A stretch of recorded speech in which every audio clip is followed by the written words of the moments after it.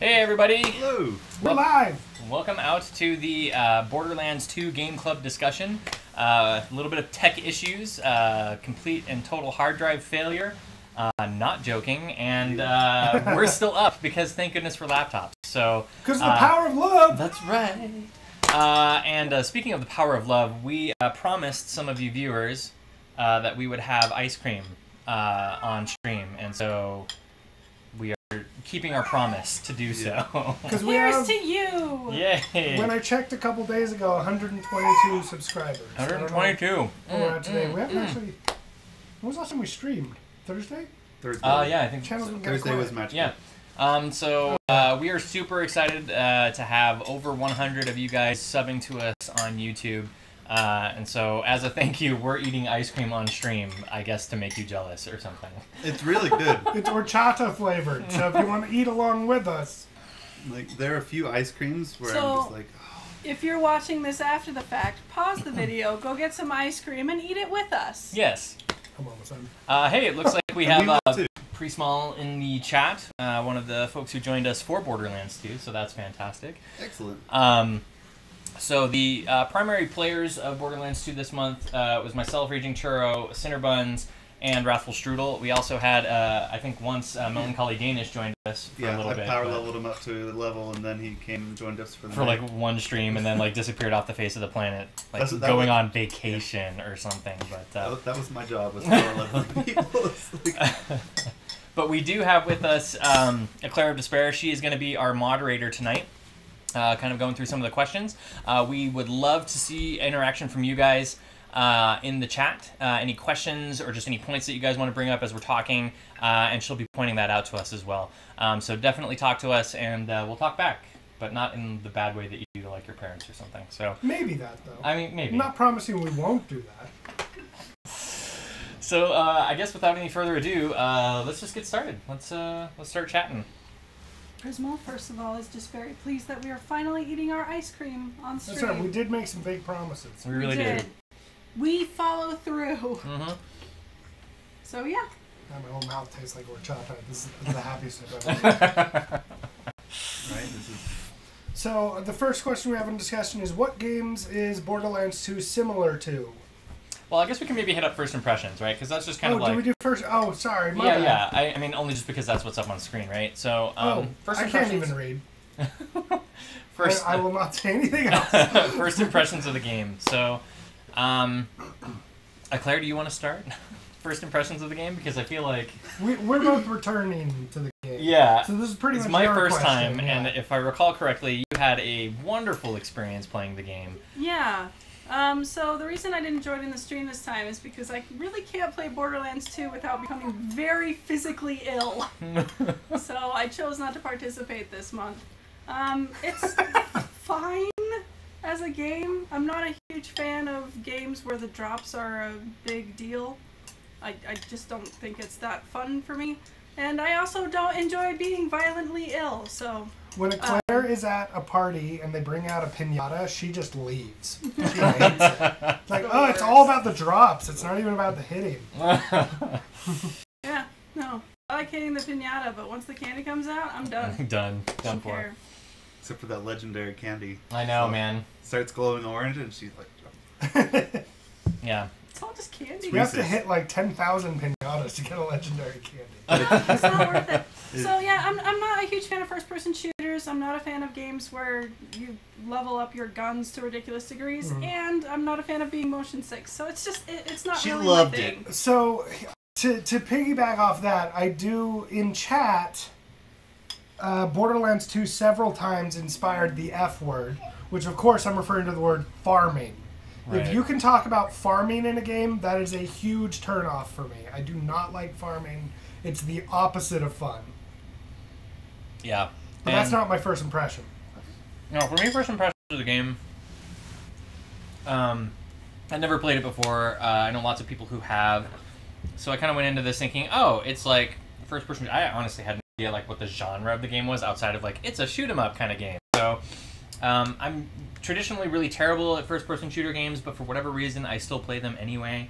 And so this was no exception. I thought it was, I think overall, just first impressions, a good game. It seemed like it had a pretty good balance. We'll get into some of the details, but like overall, I would say kind of a mostly positive and mostly kind of fun experience. I have qualms, but I think there was a lot of good in there too. So that's kind of first impressions where we're starting with. Coming back to it, because I poured many hundreds of hours into the game, but it's been a little bit since I played it. But coming back to it, I was surprised by how much I remembered and how much I still laughed at some of the jokes. That's good. So I got into Borderlands 2 because she wasn't my wife yet. She was my girlfriend at the time. She and I and my brother-in-law played Borderlands 1 together and absolutely loved it. And so then we got Borderlands 2, played through that together, and there is no better way to play Borderlands 2. And so, like, I had two first impressions. As a multiplayer squad game where you're a team, it's awesome. As a single-player game, it's okay. I enjoyed it, I had fun, but it's not a rock star when you're playing a single player. Right. What's Prisma? What kind of ice cream do we have? Caramel toffee. We have horchata, the wonderful Mexican rice milk drink made into ice cream. Horchata. It tastes just like horchata. It really does. It's fantastic. And it makes me happy. So, yeah, it's good. So let's go on to gameplay. So we're going to go ahead and... Although caramel toffee. You know what? It's your Mac. And I've already nuked one today, so... Let's, we'll go ahead and... Hi, everybody. Hi. Hi. Hi, you guys are missing the excellent view of Churro's butt. So we'll go ahead and switch that to gameplay. The raging churro. That's what the we're going to... Raging Churros. Wow. Why? What Fantastic. So, which segues Yeah, that's us on into gameplay. Speaking of raging, Speaking what of did you raging think of the churro gameplay? So gameplay, and I think we're going to get into this a little bit with some of the other questions too. Like my first and foremost opinion of the gameplay of this game was it was World of Warcraft with guns. Okay. Like that was like the more I played it, I was just like, no, this is straight up World of Warcraft with guns outside of like the millions of people that can potentially be playing with you. But like the style of it's like it's all about leveling and questing and doing all of that kind of stuff and getting like the right drops at the right time and all that kind of stuff. So anyway, that was like kind of the first thing that it reminded me of. That's so for me, if we're comparing it to other games, the first one that came to mind for me was Modern Warfare, because Modern Warfare technically has an advancement system, and but then really when you get into it, I'd say it's much closer to Diablo, because Diablo is you blow crap up, you have these fun little tactical scenarios, and you get brightly colored loot, and you make your numbers go up. Captain Falcon has joined us on the stream. Hi, Captain Falcon. Hi, Captain Falcon! Falcon Punch! We had horchata ice cream. I think we're all done with our ice cream now, but you can join us. I've finished my ice cream. I'm not done. Fair enough. Do I need to go get the ice cream? Anyway, what would you compare it to, Cinderbuns? Borderlands 2. Oh, the ice cream. I thought. The ice cream I would compare to horchata and vanilla ice cream. The drink. And it measures up favorably. Borderlands 2, I compare it to... Yeah, I've always kind of compared it to the Diablo kind of things. But, Diablo with guns, basically. Because, it's, quests with better writing than Diablo. And more humor than Diablo. And, and more colors than Diablo. And guns. If you assume Diablo is a satire, it's a pretty funny game. Nice. But yeah, that's what I've always compared it to. It's just, a clicking RPG game, but with lots and lots of guns. I always kind of say the guns are another character because of the nature of some of them. Well, some of them literally have dialogue. Yeah. So, would you say... Oh, sorry. So, just moving forward then, I'd say how it compares to, for example, Diablo, is I would say, given a choice between playing Diablo and Borderlands 2, I would play Borderlands 2. I think the fighting's much more interesting. It's a game where I understand how the cover works, which is a real accomplishment for a shooter. And Diablo's fine, but I think Borderlands 2 wins on just being fun. So I guess the main reason why I tend to relate this more to World of Warcraft than Diablo, although I think that's a perfectly fair comparison, is more from the idea of like side questing in this game is so much more important than the story. Like so much more important. Okay. Like I hit points where like basically like the game forces you into side quests in order to actually do things that it should probably have included into the main quest. For example, I went, if you guys watched the stream, I went probably 2 streams before ever using a single piece of iridium because I had no idea what the heck it was for or like what it did for me as a character. And I was talking to a coworker of mine and he's just like, oh, there's like a quest that like tells you how to do that. And I was like, was it part of the main story? Oh no, it's like this one that you just kind of pick up from, you know, one of the characters and, you know, it shows you how to do that. And I was just like, that's like an important part of the game. Why is that not part of the main story? And so like, so there's such this like emphasis on side questing and like making sure that you get all of your levels through, you know, exploring the game and doing the side questing that has this bigger, grander feel to it that feels a little bit more like World of Warcraft and like how like, I'm going to go talk to this guy. This dude's got like 5 quests for me to go do. And now I'm going to go run off and, you know, collect Murloc heads or, you know, hood ornaments or, you know, whatever the case is for this side quest. And just kind of run around doing like all of this side questing stuff. And oh, if I happen to, you know, progress the story along as it goes, then that's fine. Diablo is extremely linear, and they do have some side questing moments, but like 90% of it is pushing you along the storyline. And so I felt like, at least from that particular aspect, it felt a little bit more open, for better or for worse, than Diablo ever did. And so it kind of like, there was just that huge emphasis on like kind of doing other stuff and really the main story. Which was hard for me as like somebody who's just trying to push the story. So something that I found is it's both a bonus and a detriment to Borderlands 2 in comparison with Diablo and just action RPG genre in general. Is with Diablo 3 kind of screwed this up. But with Diablo 1 and 2, you could just go out and you could pretty much never come back. And you could just go do all the killing and the fun crap. And then, or Torchlight 2 is a better example, because Torchlight 2, you just send your pet back to go take care of shopping. And whereas in Borderlands 2, something that it did that was awesome is guns. It's not just making the numbers go up.